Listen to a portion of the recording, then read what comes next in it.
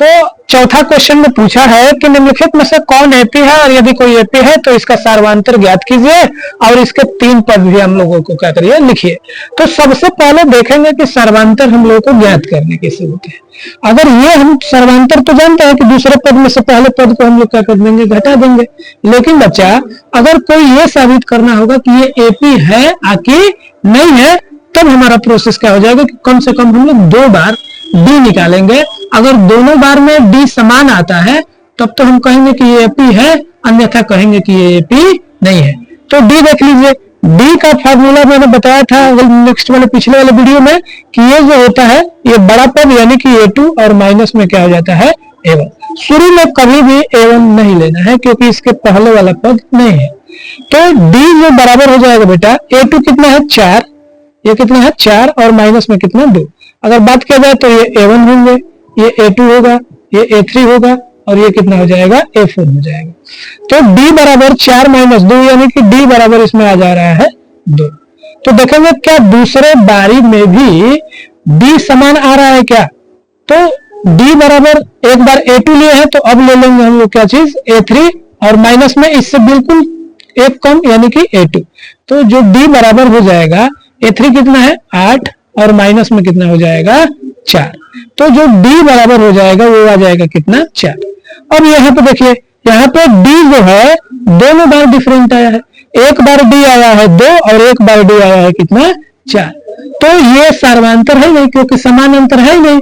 तो लिखेंगे अतः जो है ये क्वेश्चन नंबर पहला, दोनों में D जो बराबर है, एक बार D बराबर 2 आ रहा है, एक बार D बराबर 4 आ रहा है, अतः मतलब इतना है, इसलिए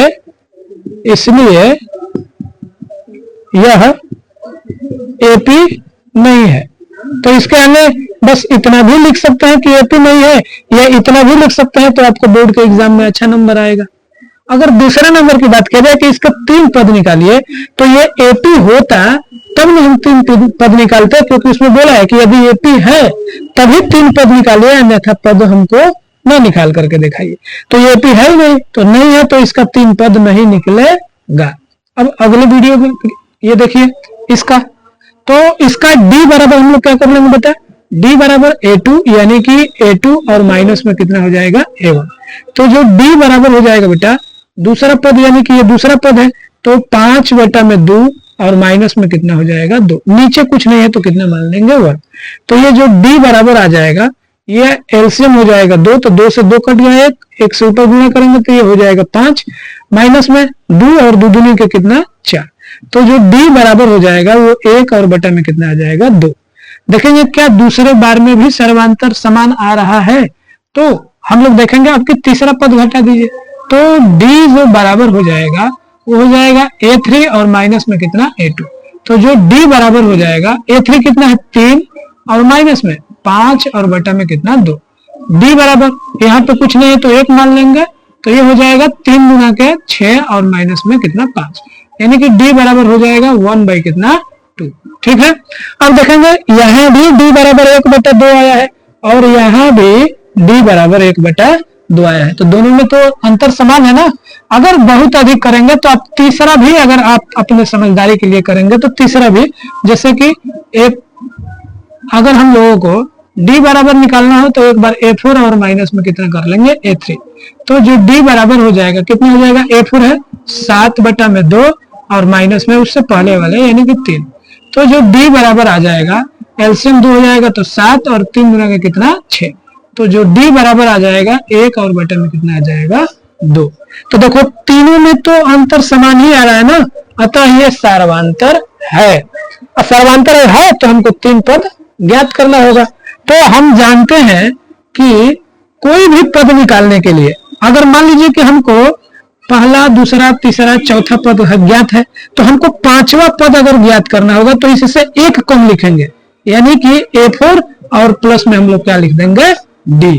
तो A अगर 5 हमको निकालना होगा तो 4 कितना है आपको 7 बटा में कितना है 2 है, और प्लस में कितना कर देंगे D आ गया है 1 बटा 2। तो A5 जो हो जाएगा एलसीएम हो जाएगा 2, तो 7 और प्लस में 1 यानी 7 1 कितना हो जाएगा 8, यानी कि 8 बटे में 2 कटा के लाएंगे A5 बराबर हो जाएगा कितना 4। तो ये पहला पद आ गया।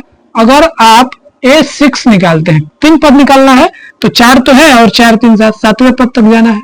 A6 बराबर कितना हो जाएगा, इससे एक कम यानी कि A5 और प्लस में D।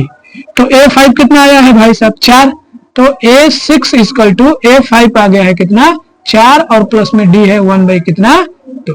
तो A6 बराबर कितना हो जाएगा 4 दूना के 8 और एक कितना 9, तो ये हो जाएगा 9 बटा में 2। अगर A7 निकालना हो तो बिल्कुल इससे एक कम यानी कि A6 प्लस में कितना D। तो A6 कितना आया है 9 बटा में कितना बचा 2 और प्लस में D आ गया है 1 बटा में 2। तो A6 इक्वल टू ये हो जाएगा 2, तो ये हो जाएगा 9 और प्लस 1 यानी कि A6 बराबर हो जाएगा 10 बटा में 2 यानी कि A6 बराबर हो जाएगा कितना 5। तो देखिए हमने A5 ज्ञात लिया, A6 ज्ञात कर लिया और A7 ज्ञात कर लिया। तो यहाँ पे 3 पद हम लोग आराम से लिख देंगे कि इसके वाला पद है 4, इसके वाला पद है 9 बटा में कितना 2 और इसके बाद वाला पद है कितना 5। इस तरह से हम लोग आसानी से हल कर सकते हैं।